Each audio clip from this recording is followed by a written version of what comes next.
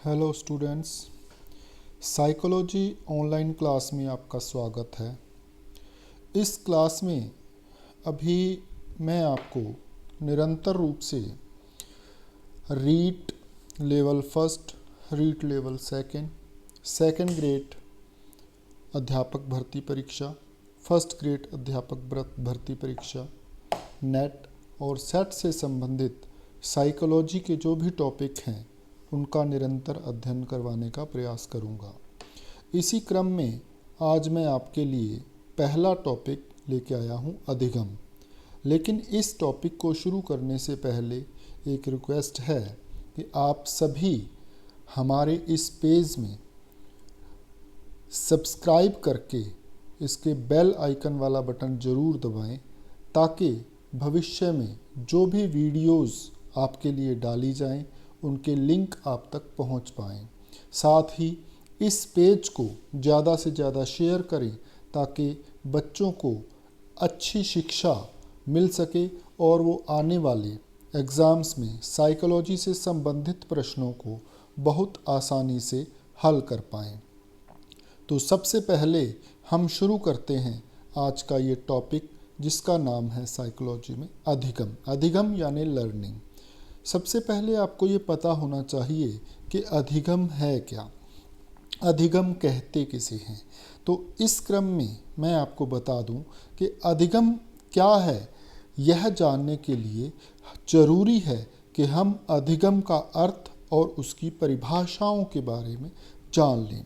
सबसे पहले सामान्य दृष्टि से जब हम अधिगम के बारे में जानते हैं तो ये पाते हैं कि सीखना किसी स्थिति के प्रति सक्रिय प्रतिक्रिया है। सीखना यानी अधिगम क्या है? जब हम किसी भी स्थिति में सक्रिय रूप से कोई प्रतिक्रिया देते हैं तो वहाँ पर हमारी लर्निंग या हमारे सीखने की प्रक्रिया शुरू हो जाती है। इसी क्रम में आगे जब हम बढ़ते हैं तो हम ये पाएंगे कि जब हम अपने हाथ में आम लिए चलते हैं तो कहीं से एक भूखे बंदर की नज़र उस पर पड़ती है। वह आम को हमारे हाथ से छीनने का प्रयास करता है और छीन कर ले जाता है। यह भूखे होने की स्थिति में आम के प्रति बंदर की प्रतिक्रिया है। तो यह समझना जरूरी है कि हम प्रतिक्रिया तभी करते हैं जब हमारी इच्छा होती है या सामने से कोई क्रिया होती है, क्योंकि क्रिया के ऊपर ही कोई प्रतिक्रिया संभव है। तो जिस प्रकार से इस उदाहरण में हमने देखा कि जब हमारे हाथ में एक आम आया तो आम को बंदर ने देखा, बंदर भूखा था, तो भूखा होने के कारण उस बंदर ने उस आम को झपट कर खा लिया। तो ये उस बंदर की प्रतिक्रिया थी। किसके प्रति? हमारी क्रिया के प्रति, क्योंकि हमारे हाथ में उसने एक आम देखा। तो इसी प्रकार हर बार क्रिया के प्रति एक प्रतिक्रिया होती है और अधिगम भी एक ऐसी ही प्रक्रिया है। इसके विपरीत बालक हमारे हाथ में आम देखता है, वह उसे छीनता नहीं है वरन हाथ फैलाकर मांग लेता है। यह एक अन्य प्रकार की प्रतिक्रिया है। आम के प्रति बालक की यह प्रतिक्रिया स्वाभाविक नहीं है, यह प्रतिक्रिया सीखी हुई है। कैसी है? सीखी हुई है, क्योंकि बालक को हमने पहले ये सिखा दिया कि जब भी आपको किसी चीज़ की ज़रूरत हो, आपने उस चीज़ को छीनना नहीं है, बल्कि आपने उस चीज़ को मांगना है या उस चीज़ के लिए डिमांड करना है। तो ये प्रतिक्रिया स्वाभाविक प्रतिक्रिया नहीं है, बल्कि सीखी हुई प्रतिक्रिया है। तो इसी प्रकार हम कुछ क्रियाएं या कुछ प्रतिक्रियाएं जन्म से स्वाभाविक रूप से करते हैं और बहुत सारी क्रियाएं या प्रतिक्रियाएं हम वातावरण से या आसपास की चीज़ों से, हमारे समाज से सीखते हैं। तो ये सीखना ही लर्निंग या अधिगम कहलाता है। आपने देखा होगा, बालक जब पहली बार आग को देखता है या किसी भी डरावने दृश्य को देखता है तो वह उससे डरता नहीं है। क्यों? क्योंकि उसके प्रति उसके मन में वो डर की भावना है ही नहीं। उसे पता ही नहीं कि वह वस्तु या वह सामने वाला दृश्य उसके लिए हानिकारक हो सकता है। लेकिन जब प्रथम बार उसको इस चीज़ का अनुभव होता है तो वह दोबारा वैसी क्रिया नहीं करता है। तो यही उसका सीखना कहलाता है। एक और उदाहरण मैं आपको देता हूँ। जब कोई बालक बहुत छोटा होता है तो वो आसानी से ऊंचाई पर चढ़कर उछल कूद करता है, क्योंकि उसको उस चीज़ से डर नहीं होता। लेकिन यदि वह बालक उस ऊंचाई से एक आध बार गिर जाता है, उसको कोई हल्की फुल्की चोट आती है, तो उसके बाद वह बालक आसानी से वैसी ऊंचाई पर दोबारा नहीं चढ़ता है। तो ये सारी चीज़ें जो हैं ये हमारे सीखने से संबंधित हैं, यानी इसी चीज़ को हम क्या कहेंगे, लर्निंग यानी अधिगम कहेंगे। अब नेक्स्ट जो हम पढ़ेंगे वो पढ़ेंगे अधिगम की कुछ परिभाषाएं। इन परिभाषाओं के माध्यम से हमें यह ज्ञात होगा कि अधिगम होता किस प्रकार से है और अधिगम हमारे जीवन में किस प्रकार से उपयोगी है। तो सबसे पहले देखिए, हम सीखने के अर्थ को और अधिक अच्छे से समझने के लिए हम इन परिभाषाओं की ओर चलते हैं। तो सबसे पहली परिभाषा जो है वो है स्किनर की। स्किनर क्या कहते हैं, देखिए स्किनर कहते हैं सीखना व्यवहार में उत्तरोत्तर सामंजस्य की प्रक्रिया है। देखिए इसमें दो चीज़ें आती हैं, सीखना और व्यवहार। अब देखिए सीखना यानी लर्निंग यानी अधिगम वो क्या है, जब हमारे व्यवहार में उत्तरोत्तर यानी निरंतर रूप से हम सामंजस्यपूर्ण स्थिति को प्राप्त करते हैं। हर बार किसी न किसी स्थिति से हम कुछ ना कुछ सीखते हैं तो उससे हमारे व्यवहार में परिवर्तन होता है, और यही व्यवहार का परिवर्तन ही सीखना है। तो स्किनर की ये जो परिभाषा है इसमें दो तीन शब्दों को लेकर चलिए आप। इसमें क्या आएगा, सीखना आएगा, व्यवहार आएगा और सामंजस्य आएगा। और सामंजस्य भी कैसा, उत्तरोत्तर सामंजस्य। उत्तरोत्तर सामंजस्य यानी निरंतर रूप से हमारे व्यवहार में परिवर्तन होना। तो स्किनर की परिभाषा ये कहती है कि सीखना व्यवहार में उत्तरोत्तर सामंजस्य की प्रक्रिया है। ये चीज़ आप याद रखिएगा। दूसरी परिभाषा है वुडवर्थ की। वुडवर्थ कहते हैं नवीन ज्ञान और नवीन प्रक्रियाओं को प्राप्त करने की प्रक्रिया सीखने की प्रक्रिया है। वुडवर्थ कहते हैं कि हम निरंतर रूप से जब भी कुछ नया सीखते हैं या जब भी कुछ नई क्रिया या प्रतिक्रिया करते हैं तो वही क्या कहलाता है, सीखना कहलाता है। तीसरी परिभाषा है क्रोवेक्रो की। क्रोवेक्रो क्या कहते हैं कि सीखना आदतों व ज्ञान को अभिवृत्तियों का अर्जन, आदतों ज्ञान और अभिवृत्तियों का अर्जन है। क्रो क्या कहते हैं, सीखना आदतों ज्ञान और अभिवृत्तियों का अर्जन। अर्जन यानी प्राप्त करना। हम जो भी ज्ञान प्राप्त करते हैं, जो भी आदतें हम बनाते हैं अपने आप में, या जो भी अभिवृत्ति भी एक प्रकार की आदत ही होती है। बार बार किसी चीज़ को जब हम दोहराते हैं तो वो हमारी अभिवृत्ति कहलाती है, हमारा परिदृश्य कहलाता है। तो ये सब चीज़ें जो हैं वो क्या है, सीखना है यानी लर्निंग है। ये परिभाषा थी क्रो की। अगली परिभाषा है गेट्स व अन्य की। गेट्स कहते हैं सीखना अनुभव और प्रशिक्षण द्वारा व्यवहार में परिवर्तन है। यानी जब हम किसी प्रशिक्षण के द्वारा, प्रशिक्षण यानी किसी के द्वारा जब हमें कुछ बताया जाता है या स्वयं के अनुभव के द्वारा भी जब हम कुछ भी ग्रहण करते हैं तो हमारे व्यवहार में परिवर्तन होता है। उदाहरण के रूप में मैंने आपको बताया कि एक बालक ने जब आम देखा तो उस आम को मेरे हाथ से मांग लिया, छीना नहीं। तो ये क्या है, उसके व्यवहार में परिवर्तन आया। अगर वो बालक पहली बार वो आम को देखता है तो वो छीनने का प्रयास करता है, क्योंकि उसको पता नहीं इसको छीनना है या लेना है। तो जब उसको बताया गया कि बेटा ऐसे छीनते नहीं हैं, ये बुरी बात है, तो भविष्य में वो इस प्रकार की क्रियाविधि नहीं करता है। तो इस प्रकार उसके व्यवहार में क्या आया, परिवर्तन आया। तो यही परिवर्तन क्या कहलाता है, लर्निंग कहलाता है। ये कौन कहता है, गेट्स कहते हैं। उसके बाद क्रॉनबर्ग की बहुत अच्छी परिभाषा है। क्रॉनबर्ग क्या कहते हैं, सीखना अनुभव के परिणाम स्वरूप व्यवहार में परिवर्तन द्वारा व्यक्त होता है। तो यहाँ जितनी भी परिभाषाएं देख रहे हो उसमें एक सामान्य चीज़ आप देख रहे हो, वो है व्यवहार। ये ध्यान रखिएगा कि हर परिभाषा में एक ही चीज़ आ रही है कि व्यवहार। तो एक मोटे रूप से जब हम इन सभी परिभाषाओं का अध्ययन करते हैं तो हम ये पाते हैं कि व्यवहार में परिवर्तन ही सीखना है। तो एक सामान्य परिभाषा जो आप कह सकते हो कि सीखना या लर्निंग या अधिगम क्या है, तो हमारे व्यवहार में परिवर्तन ही सीखना है। अब व्यवहार में परिवर्तन कैसे हो सकता है? वो अनुभव के द्वारा हो सकता है, वो प्रशिक्षण के द्वारा हो सकता है, वो देखकर हो सकता है, वो समझकर हो सकता है। किसी भी स्थिति में जब हमारे व्यवहार में परिवर्तन होता है तो वो क्या कहलाता है? लर्निंग कहलाता है। तो ये थी अधिगम की कुछ परिभाषाएं। नेक्स्ट हम देखते हैं अधिगम की प्रक्रिया क्या है, यानी हम सीखते कैसे हैं। तो यहाँ पर कुछ पंक्तियों के माध्यम से मैं आपको ये समझाने की कोशिश करूँगा कि सीखने की प्रक्रिया होती क्या है। तो सबसे पहले इसमें देखिए मैंने अंडरलाइन कर रखा है शब्द प्रेरणा जागृत करना। तो सीखने की प्रक्रिया में व्यक्ति में सबसे पहले क्या होती है? प्रेरणा जागृत होती है।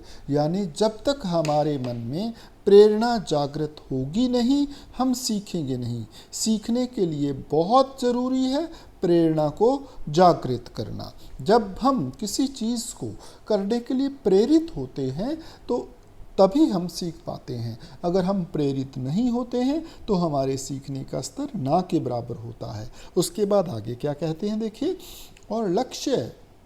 और वह लक्ष्य की प्राप्ति के लिए विभिन्न क्रियाएं करता है। जब हमारे मन में कोई प्रेरणा जागृत होगी तो हम उस लक्ष्य को पूरा करने के लिए विभिन्न प्रकार की क्रियाएं करेंगे। उसके बाद क्या होगा? मार्ग में बाधा आने पर हम उन बाधाओं को हटाने का प्रयास करते हैं, जिसमें कि सीखने की क्रिया निहित होती है। हर बार हमारे सामने, मान लीजिए हमने किसी कार्य के लिए हम प्रेरित होते हैं, उसके लिए हमारे सामने बहुत सारी बाधाएं आती हैं। तो जब हम उन बाधाओं को हटाएंगे तो वहाँ पर हम सीखेंगे कि बाधाओं को कैसे हटाना है। भविष्य में जब भी हमारे सामने कोई बाधा आएगी हम उसे बहुत आसानी से पार कर जाएंगे। उदाहरण के लिए अभी आपने पढ़ना शुरू किया है, साइकोलॉजी की क्लास लगवाना शुरू किया है, तो ये आपने कब शुरू किया? जब आप इसके लिए प्रेरित हुए। प्रेरणा भी दो प्रकार की हो सकती है, सेल्फ प्रेरित भी हो सकते हो आप, स्वयं प्रेरणा भी हो सकती है, और इसके अलावा किसी दूसरों को द्वारा भी प्रेरित किया जा सकता है।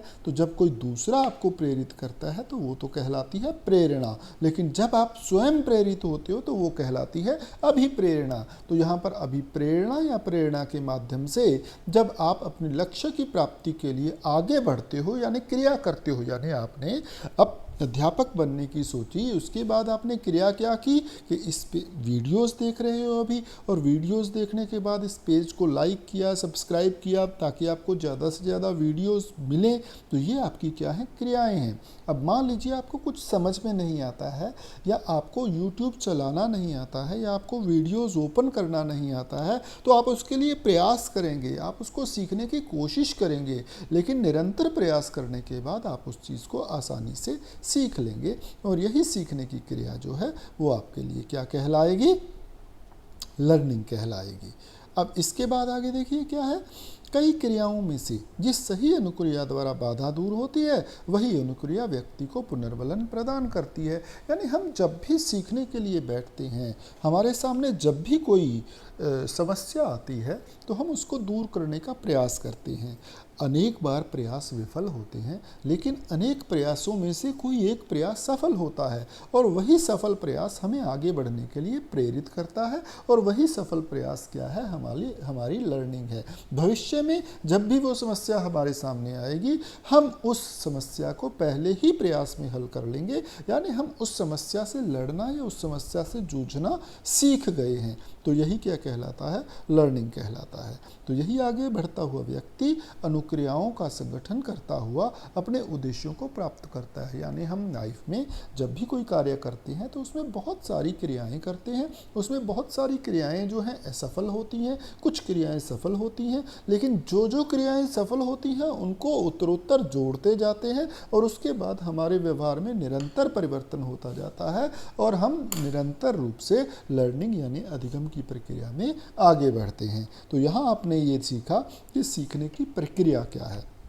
आगे एक बहुत महत्वपूर्ण बिंदु है कि सीखने को प्रभावित करने वाले कारक या दशाएं कौन सी हैं। रीट, टैट या सी टैट जो भी एग्ज़ाम आप दे रहे हो उसमें आप ये ध्यान रखोगे कि इस प्रकार के जो टॉपिक हैं उनमें से क्वेश्चन काफ़ी मात्रा में पूछे जाते हैं। यानी आपसे पूछा जाएगा कि निम्न में से कौन सा कारक सीखने को प्रभावित नहीं करता है, निम्न में से कौन सा कारक सीखने को सर्वाधिक प्रभावित करता है। तो इस प्रकार के प्रश्न जो हैं आपके सामने आएंगे जिनको आपने हल करना है, और वो आप बहुत आसानी से हल कर लेंगे अगर आप इस वीडियो को बहुत ध्यान से देखेंगे और सुनेंगे। तो नेक्स्ट स्लाइड में आप देख रहे हो सीखने को प्रभावित करने वाले कारक। तो कुछ प्रभावित करने वाले जो महत्वपूर्ण कारक हैं वो मैंने आपके लिए स्क्रीन पर लिख के छोड़े हैं। मैं वन बाय वन इनको अभी डिस्क्राइब कर रहा हूँ। सबसे पहला सीखने को प्रभावित करने वाला कारक जो है वो है शारीरिक व मानसिक स्वास्थ्य। देखिए, शारीरिक व मानसिक स्वास्थ्य सीखने को कैसे प्रभावित करता है। जो छात्र शारीरिक और मानसिक दृष्टि से स्वस्थ होते हैं वे सीखने में अधिक रुचि लेते हैं, जबकि जो बालक मानसिक रूप से अस्वस्थ होते हैं, जिनको किसी प्रकार की मानसिक समस्या है, मानसिक रूप से परेशान हैं, तो उनका पढ़ने में, पढ़ाने में, सीखने में बिल्कुल मन नहीं लगता है, वो सीखने में रुचि ले ही नहीं पाते हैं। इसके विपरीत जिन बालकों का मानसिक और शारीरिक स्वास्थ्य ठीक होता है, वो फिट होते हैं, वो जल्दी से सीखते हैं। तो यही चीज़ सीखने के लिए क्या है, एक महत्वपूर्ण कारक के रूप में होती है। यानी क्या, जब हमारा शारीरिक और मानसिक स्वास्थ्य ठीक है तो हम बहुत अच्छे से सीखते हैं, हमारी लर्निंग यानी अधिगम बहुत अच्छे से होता है। लेकिन अगर हम शारीरिक रूप से अस्वस्थ हैं तो हमारे सीखने की गति जो है वो धीमी हो जाती है। दूसरा जो बिंदु है प्रभावित करने वाला कारक, बहुत महत्वपूर्ण कारक है परिपक्वता। परिपक्वता का तात्पर्य है कि हम में सीखने की क्षमता कितनी है, हम उसके लिए परिपक्व कैसे हैं। उदाहरण के लिए मैं आपको बता दूं कि किसी फर्स्ट क्लास के बच्चे को या प्री प्राइमरी के बच्चे को मान लीजिए फर्स्ट की या सेकंड की बुक पढ़ने को दे दी जाए तो क्या उसको पढ़ लेगा, या किसी फर्स्ट क्लास के बच्चे को 10th की बुक पढ़ने को दे दी जाए तो उसके लिए शायद वो उतना आसान नहीं होगा, क्योंकि उस पाठ्यक्रम के लिए वो परिपक्व नहीं है। यानी हर चीज़ हर के लिए एक निश्चित परिपक्वता के स्तर की ज़रूरत होती है। उदाहरण के लिए जब बालक चलना सीखता है तो उसके लिए ज़रूरी है कि उसकी मांसपेशियां इतनी मजबूत हों, उनके पैर इतने मजबूत हों कि वो उनका भार सह सकें। तो इस प्रकार से परिपक्वता जो है वो भी सीखने के लिए बहुत ज़रूरी है। बिना परिपक्वता के बालक नहीं सीख सकता है। और परिपक्वता दोनों प्रकार की होती है। शारीरिक और मानसिक परिपक्वता वाले बालक जो होते हैं वो पाठ को या उनको जो सिखाया जाता है उसके लिए सदैव वो तत्पर रहते हैं, सीखने के लिए उत्सुक रहते हैं, सीखने के लिए, और बहुत जल्दी सीख जाते हैं। और वो किसी भी प्रकार की कठिनाई का अनुभव सीखने के लिए नहीं करते हैं। जबकि शारीरिक और मानसिक परिपक्वता अगर बालक में नहीं है तो उसको सीखने में परेशानी आती है। अब इस शब्द परिपक्वता के लिए एक मैं आपको बता देता हूँ। कॉल्सनिक एक मनोवैज्ञानिक हुए हैं, उनका नाम मैं स्क्रीन पे आपको लिख के दिए जा रहा हूँ। नाम है कॉल्सनिक।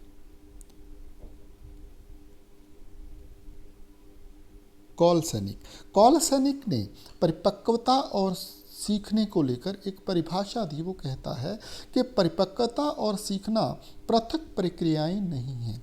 यानी सीखना और परिपक्वता आपस में बहुत ही इंटर रिलेटेड हैं, आपस में बहुत अंतः संबंध इसमें है।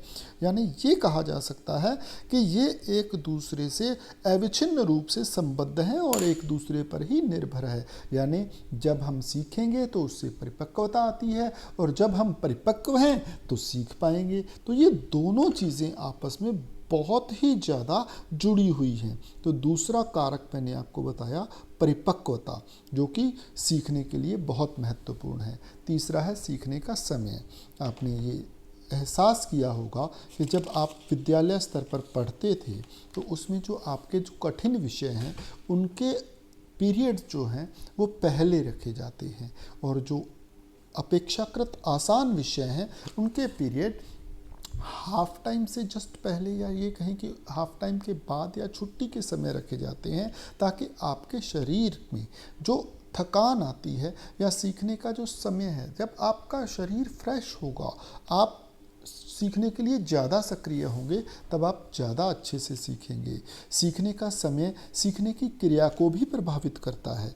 अगर आप सही समय पर सीखते हैं तो आपकी सीखने की क्रिया भी ज़्यादा अच्छी होती है। एक उदाहरण और लीजिए, जब छात्र विद्यालय में आते हैं तो उनमें स्फूर्ति होती है, उसमें सीखने की सुगमता होती है, और जैसे जैसे बच्चे समय व्यतीत करते जाते हैं विद्यालय में तो उसमें सीखने के प्रति जो आशा होती है या इच्छा होती है वो कम होती जाती है, और वैसे वैसे उनमें शिथिलता आती जाती है और वो थकान अनुभव करते हैं। अतः अंतिम जो कालांश होते हैं उसमें हमारे सीखने की गति बहुत कम होती है। इसलिए अपेक्षाकृत आसान विषय जो हैं अंतिम कालांशों में रखे जाते हैं।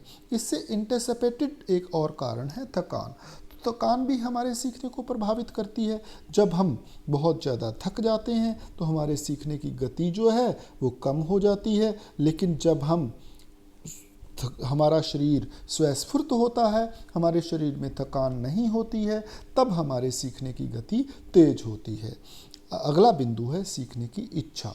तो सीखने की इच्छा जो है वो भी सीखने को प्रभावित करती है। अगर आप में सीखने की इच्छा ही नहीं है तो आप नहीं सीख पाओगे।